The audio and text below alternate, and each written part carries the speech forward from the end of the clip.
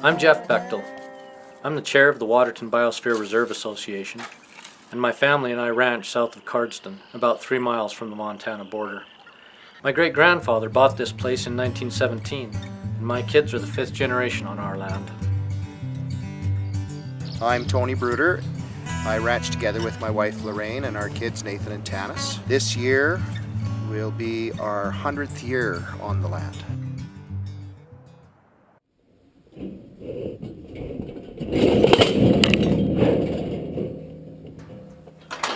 I'm Shane Hanson. I'm a cow-calf rancher. My family come here in about 1915 or something like that. We know that grizzly bears always lived on the plains before the white people came, but on our farm we weren't accustomed to grizzly bears at all. The first one that anybody in my family ever saw was 20 years ago this last fall. There was always a few bears around, but nothing like it is now. I mean, it's just consistently getting worse every year. Like 2012, I think I had 1 confirmed kill. Last year I had 4, now already I'm at 5.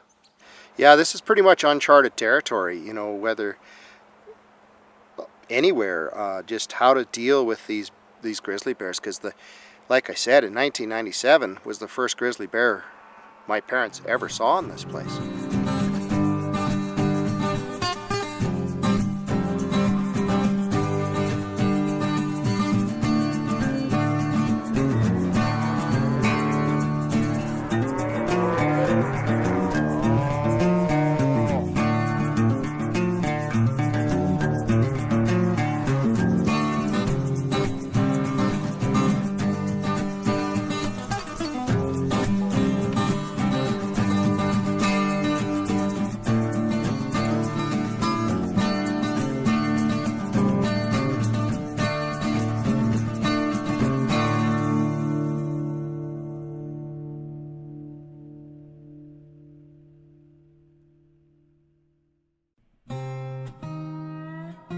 The Waterton Biosphere Reserve is a dedicated group of biologists, wildlife managers, farmers, and ranchers working hard to solve problems that arise when animals like bears and wolves share the landscape with people and agriculture.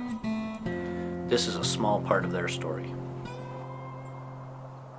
So people always ask, well, why now? Why is there bears here now and there wasn't before? And there's a couple of different reasons for that. More tolerance, more people in the mountains recreating, so it's busier. Bears seeking those places where it's a little quieter and better habitat. They've just had this slow progression out onto the prairies. You're looking east at the Milk River Ridge, and we have bears in all this country. Lots of sows with little cubs, and they've denned near here. So it's not just in the mountains and not just on public lands that we're seeing a lot of grizzly bears. It's private lands all over the place.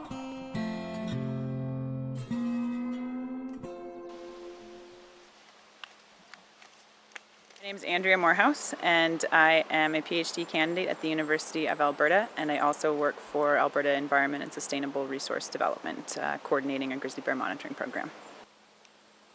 This study started in 2011 because of a need to have an updated population estimate for grizzly bears. The last estimate that occurred in Alberta happened from 2004 to 2008, and based largely on the results of that project, grizzly bears were listed as a threatened species. So this one's 942, and there's no hair samples on this one. So our study area is essentially Bear Management Area 6, and the bounds of BMA 6 are Highway 3 to the north, BC to the west, Montana to the south, and then the eastern edge is basically the eastern extent of grizzly bear range. We have approximately 900 rub objects, and we visit them 8 times over the course of the field season, which is from late May through early November. We cover approximately 7,000 kilometers on foot checking all of these rub objects over the course of the field season. Landowners see bears and find bear hair fairly often. We wanted the opportunity to contribute to the success of the study by submitting hair samples found on our property, as well as by allowing Andrea's team access to our land. Landowners know their land best, right? So it's been nice to be able to incorporate that information into the project. 60% of our study area is actually private land, so it's really important that we've got that connection to the community and work to build those relationships to make the project successful. From the genetic results that we have so far, from 2011 through 2013, we've identified 177 individual grizzly bears. And what that number represents is the number of individual bears that were detected at some point over those 3 years of sampling. So we're not saying necessarily that all 177 of those bears are here all at once, but at some point over the 3 years they used the study area. Safety is getting to be a huge concern with a lot of people around here just because of there's just so many bears. I live here and my kids live here. And there'd be nothing worse to my life as if I lost a kid to a bear. And it's getting to the point now where, you know, people renting my dad's house down there, those kills were within 200-300 yards of the house. They're not even comfortable going outside hardly anymore. And like even myself, when I go fencing or do anything else, I carry a rifle with me wherever I go. I have never had any personal experience with bear spray. I've never been taught how to use it. I've never seen it used. I am just like a lot of ranchers out there that I feel that I have a hard time believing that this little can of stuff is going to save my ass or my life. Sorry. The Waterton Biosphere Reserve wanted to help address the safety concern for farm families. Bear safety workshops were held in Pincher Creek and Cardston, where families could come and learn about bear safety and the use of bear spray. So the way to use this is, in order to spray it, you gotta flip off the safety first. And the easiest way to do that is put your finger through the hole, grab it with your thumb, and just flick it off. Just pull it back. So it's all in one motion. It's in your belt, you pull it out, flick it off, and spray it. And it can be just that fast. Pull it off. Okay. It's cold, isn't it? And point it. I understand that there's a lot of anxiety around having bears here now, when there hasn't been for 100 years, and it will take some time for people to get used to having grizzly bears in their daily environment. The more you live around them, the more comfortable you get being around them. It will take some time, but what I'm really impressed about is that the ranchers here are willing to allow that to unfold, and they are willing to try and accommodate bears, which we haven't done in the last 100 years. Rifles is so awkward to carry on a quad with all of my fencing equipment, so I mean definitely I'll probably be using it when I'm fencing. So Sure, you can have a rifle on the quad with you or something like that, but sometimes that quad's 400 or 500 yards away from you. What good is your rifle? Whereas that bear spray, it's light, you can have it on your belt or something like that. I can see myself carrying that. The ranchland habitats that bears now occupy are as important or more important than many of the other habitats that they occupy. Grizzly bears evolved on the prairies as a prairie animal and not a mountain animal. They only were pushed into the mountains in more recent time because of our persecution of them. And it was kind of the last place they could find where there were no people. The Waterton Biosphere Reserve supports a range of projects aimed at keeping bears and wolves away from areas that can be high conflict locations. Most of this involves reducing grizzly bear attractants. Us as landowners are going to have to learn, and we are learning very quickly, that we're going to have more tolerance for the grizzly bears. Because like I said, they're not going to go away. We're going to have to deal with them the rest of our lives. I thought that getting electricity around my spring calving areas, my spring pastures and stuff, that I really felt that it could help me here, and it has tremendously. Since we put up our electric fencing project around our cows, we have not lost an animal to bears. They also like to rip these doors off, and sometimes they'll rip them down, and sometimes they'll pull them from below and rip them up. And sometimes they'll rip the door right off. It's got a catch on it just like a bear-proof garbage can. And so it's easy for us to open, but the bear can't. And it's heavy enough steel that he can't rip it down like he does this. So we provide these doors free of charge to any landowners that have this sort of thing happen. So this is one of our dead stock collection bins. So it's just a box you can put your dead animals in, and then the bear can't get it.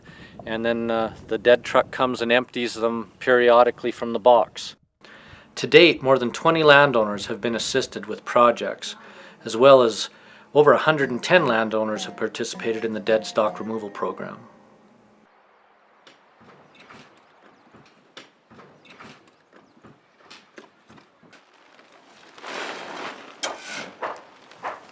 Right now we're just taking out some old rotting grain that's a grizzly bear attractant. How many personal hours? Oh, for us to do this ourselves would have took like weeks to get it done, and so it's amazing to have, because it's going so quick already. I can't believe it. First time volunteer, but I want to do environmental field for my career, so not working in it this summer, so I figured I may as well volunteer, help out as much as I can, and anything to help bears and ranchers and any kind of wildlife is always just a shoe-in thing for me to do. Striving to find a way where we can coexist with the wildlife that also call this home is, it takes a lot of work. Really important to my family, and taught to us from a very young age that we were here to look after the land, that we didn't ever necessarily, you know, people think they own the land, but we can never really own it. That basically it is our job to leave the land in better condition than we found it. We've proven that time and time again all over the world, is that electric fence is one of the really good tools to use to separate people and bears. And it is all about separating people and bears in places you don't want them, and to teach bears that there are places they cannot go. There's a lot of good bears out there that stay to the perimeter and don't bother. I can tolerate those bears, but we have to have a way to deal with the problems and deal with them very effectively. You do projects to decrease conflict. You have compensation when there is problems. You manage the wildlife appropriately. Then we think people can be reasonably safe. There can still be wildlife at a reasonable level, and it can probably continue on. I think the general acceptance that grizzly bears should be part of the landscape, and they are a social good. But it's interesting to me that there isn't that support for covering the costs. This cost needs to be spread amongst everyone, and that responsibility of maintaining that social good should be everyone's responsibility, not just the people that live with them day to day. Wildlife is neat, and it's neat to have it around, but it comes with a cost, and it has its own complications, and I hope people understand that it's not just as simple as let the bears be, because they impact us. All wildlife impacts us, and hope that people understand that, and that there's some support for managing the wildlife, and support for helping people to deal with the wildlife in a way that is sustainable. This is what the Waterton Biosphere Reserve is about.